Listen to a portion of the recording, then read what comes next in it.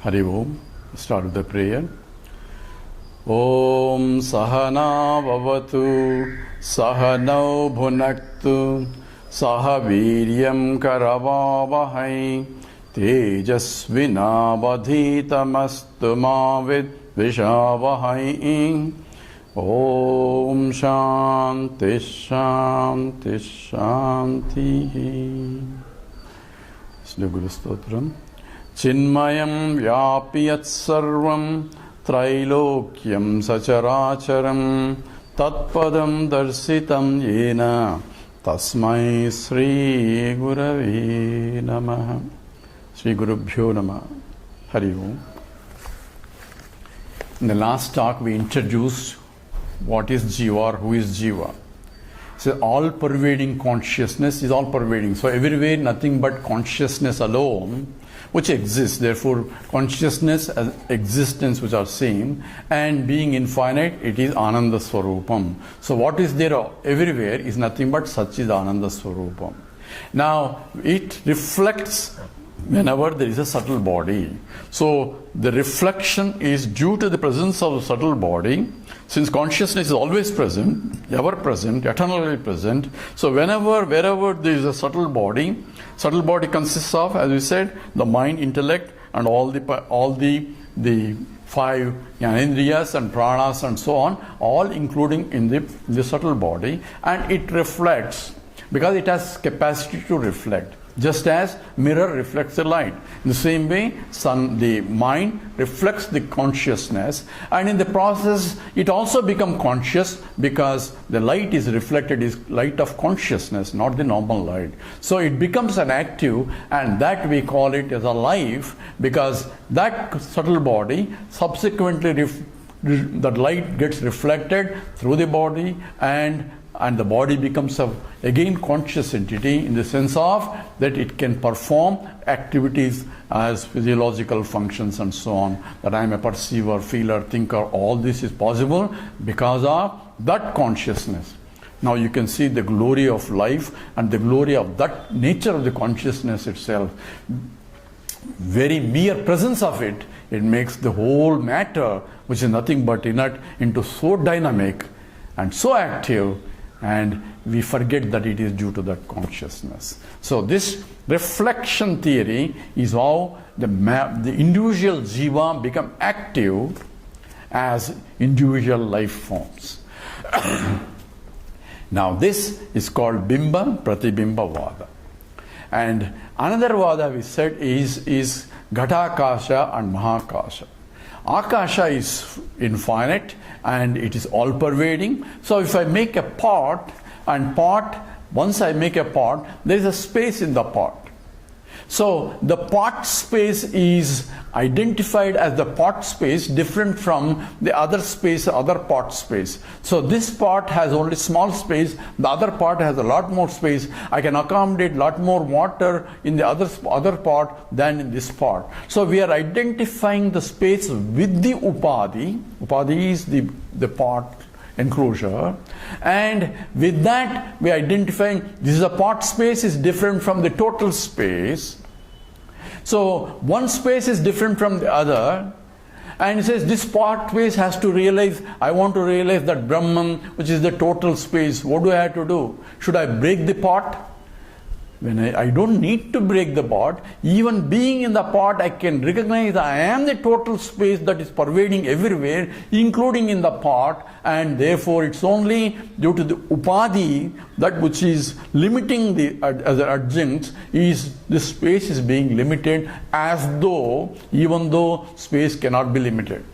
The space cannot be enclosed because even the walls that are separating the total space with the pot space is also in space only. Space is indivisible, yet we are dividing. This is a small pot, there's a big pot, and the other is big pot. Just for interestingly, Advaita philosophy believes that everyone is like a pot, where it says one is a big pot, one is a small pot, and even when you realize it, all it means is you are pot full of ananda. That's all you can take. And why you are a small pot and other fellow is big pot, don't ask. That is your nature. So that is what Advaitic philosophy is in nutshell. But here says, Advaita Vedanta says the pot is indivisible and the total space is the same as pot space whether you have the walls or not walls. So this is the another theory of how the totality as though appearing as a locality. Now from the point of Bimba Pratibimba, the total consciousness and the reflected consciousness. And the reflected consciousness is the where Chidabhasa occurring. This is all we can understand. Now, when we look at the full moon night and we see the moon shining on the sky, we say it is the sunlight that is getting reflected. Therefore, I am able to see the moon. Now think a little bit. Do I need a moon to recognize the sunlight? Now, if there is no moon there, the sunlight is still there, but I cannot recognize it. Because if you see the moon, the light is falling on the moon and only moon is reflecting, but surroundings also light is there, but I cannot see. Now we have very important conclusion. Number one, I need a light to see the moon. I need a sunlight to see the moon. Similarly, when I turn in the pitch dark room and I turn the switch on and the light comes, I need a light to see the objects. So objects cannot be seen unless there is a light falling on it. Now also the second aspect involved, which is much more subtle, I need an object to recognize the presence of the light. I need moon to recognize the presence of the sunlight there, because sunlight is still there, whether the moon is there or not. So if I look again, another place, there is a Mars or some other planet is shining. But in between that also there is a sunlight, but I cannot recognize the presence of sunlight even though it is there. Now come back to that. I need a mind to recognize the light of consciousness. Now you apply this, because mind is reflecting because of light of consciousness is falling, and in the process the mind is also becoming a chaitanyam or a conscious entity. That's one aspect. Now, since the light of consciousness is all pervading everywhere, I cannot recognize the light of consciousness unless there is an object to reflect it. Therefore, implication is I need the mind to recognize the presence of consciousness, even though consciousness is all pervading. This is a very important aspect now. We are coming to a next stage that mind is reflecting, that's one aspect, but mind reflection is required for me to recognize that there is a light of consciousness that is falling on the mind and getting reflected. So that aspect is important when I want to know who I am. So I had to use the mind, I had to use the reflection of the light of consciousness of the mind, and to recognize that it is the light of consciousness that is all pervading, that is getting reflected, and I am that light of consciousness that is all pervading, and not the mind that is only a reflecting medium. I need the medium to recognize that, but also recognize I am not the medium, but I am that which is reflecting and getting reflected by the medium. This is the one aspect of it. And this reflected light of consciousness depends upon the reflecting medium. So depending upon my quality of the mirror, the sunlight gets reflected. It's nothing to do with the sun. Sun is all shining by himself. But the mirror itself is either can be dirty, or it can be polished, or it can be covered, and all other possibilities are there. Depending upon the reflective nature of the mirror, the reflection occurs. If it is a beautiful shining mirror, then all the light that is falling gets reflected completely in all brilliance. And the same thing applies to the mind. If the mind is pure, all the light of consciousness that is falling on the mind gets completely reflected. And he is shining and bright, and you see the brightness radiating through that person.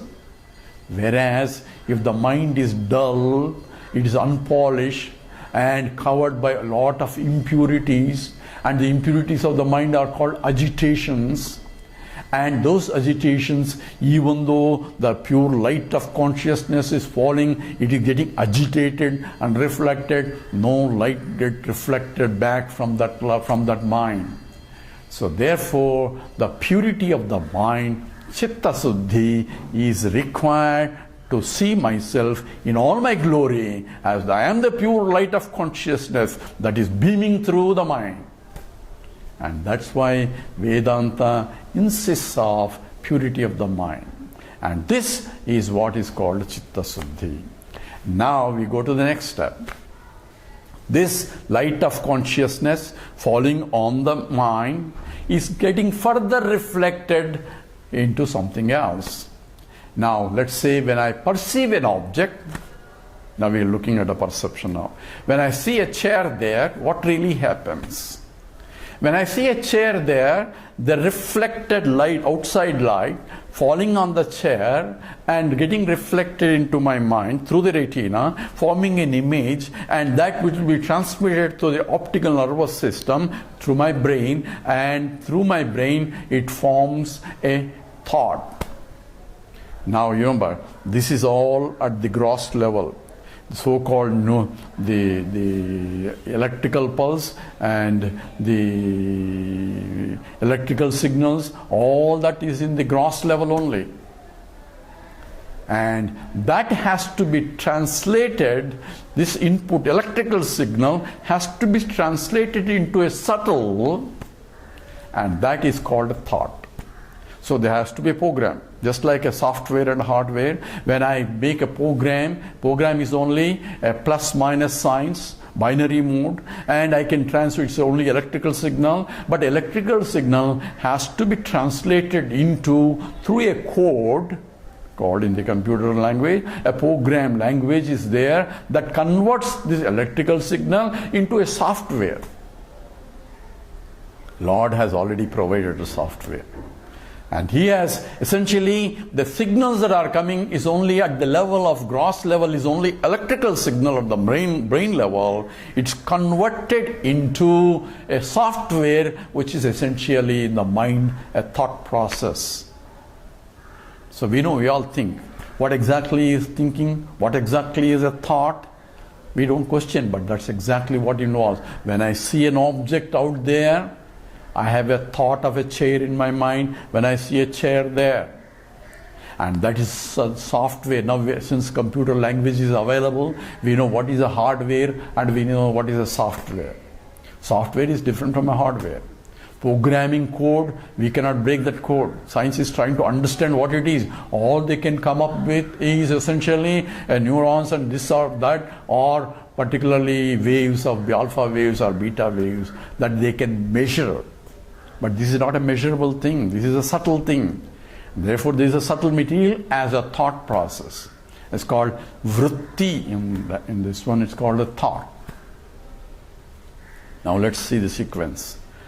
The light of the external light falls on the chair, and that external light is getting reflected, and that light is through my retina, forming an image in my brain, in my retina, and that is transmitted to my brain through the optical nervous system. Anything in this process can be problem in the eyesight, but once that is reflected to the brain, it converts that through we call it a black box, where the program is there that converts that electrical signal into a thought. And thought is raising in my mind when I see. This is so fast that as soon as I see an object, I see that thought in my mind. Then how do I know the thought? Same reflection theory has to appear here. Now how does this occur? This is what is discussed exhaustively in the Vedanta Paribhasha, where I have written an exhaustive commentary on it in my website also. Those who are interested, then go. But here is the essence of it. Is light of consciousness falling on the mind is called Chidabhasa. That light which is falling on that gets further reflected and falls on the thought, and the thought also reflects back. So you have to understand this whole process. There is the all-pervading consciousness. Now there is a mind. that is reflecting the light. Depending on the quality or purity of the mind, I get further reflection. And that reflected light falls on the thought that is rising when I see the world, when I see an object. And that thought reflects back to the mind, and that reflected light of consciousness, this is called second reflection, reflected back to the mind, that is called knowledge of the thought. Why? Because this is the light of consciousness that is falling on the thought. Then say, I know this thought, and the contents of the thought are the contents of what the sense organs have gathered from the object. If the object is a form and a color, that is what the contents of the thought. If it has a sound, if it has a taste, so all these five senses are gathering information, feeding to the mind, and mind forms a thought, and the thought is raising in the mind, and that is getting reflected by the light of consciousness that is originally falling on the mind and falling onto the thought and getting back reflected back to that. So I know this is a thought. I know is coming from the Chidabhasa, and this is a thought coming from the reflected by the mind. So two thoughts simultaneously arise. One is I thought and this thought. I thought is I am a subject, and this is the object of my knowledge. Both arising in the mind. So you follow the whole process. Process is all pervading consciousness is just self-shining. It has nothing to do with any of this. But subtle body reflects depending upon the purity of the mind, and the reflected light falls on the thought that is rising. Thought rises because of perception when I see an object out there, for example. So when the thought forms, that the thought also is an object which reflects back because it's also subtle. So subtle has a capacity to reflect. So the light of consciousness that is coming from the mind, which is called from the reflected light of the mind, is falling on the thought and getting further reflected back to the mind, and that is called the knowledge of the thought. And the knowledge of the thought arises in the mind. So subject, object, both are arising in the mind. Says I am a knower and this is a known. Both simultaneously arise when the reflection occurs, when the thought. This is a part and I know this is a part. Both arise in the mind. Now look at this. Pure consciousness is all pervading. Reflection depends upon the quality of the mind. And that reflected, that quality, if the mind is bright, all the light gets reflected and falls on the thought, and that mind becomes a sharp mind. The mind, which is a purified mind, has become a sharp mind because all the light of consciousness falling on that falls onto the thought and gets further reflected, and the knowledge takes place immediately without much of a knowledge for that purified mind. If the mind is dull and is agitated all the time, only a reflection falls on the thought, and the reflection back again is also further disturbed, and that mind cannot have a grasping capacity to learn fast also. So you can see how the disparities in the human beings in terms of intellectual capacities, learning capacities, all that differ only because of the preparation of the mind. The mind comes from the state because of previous samskara also. Previous life, in terms of how I have developed that mind is already prepared mind with less disturbance and less agitated and able to concentrate, contemplate very clearly. So this comes from the Purva Janma samskara or from the previous life also. In fact, in the 6th chapter of Gita, Arjuna asked a question: what happens to a person who is now proceeding in the Advaita terminology or in the spiritual growth, but has not realized in this life, but yet he has avoided everything else because he was concentrating on this? It's called Ubhaya Brashtaha. So what happens to him? Krishna is nothing is lost. Every pursuit in this life, particularly in the spiritual growth, is always preserved. So there is nothing to worry about it. Because if not in this life, you will be born in a conducive environment where the rapid progress can occur. And that is the assurance of Krishna.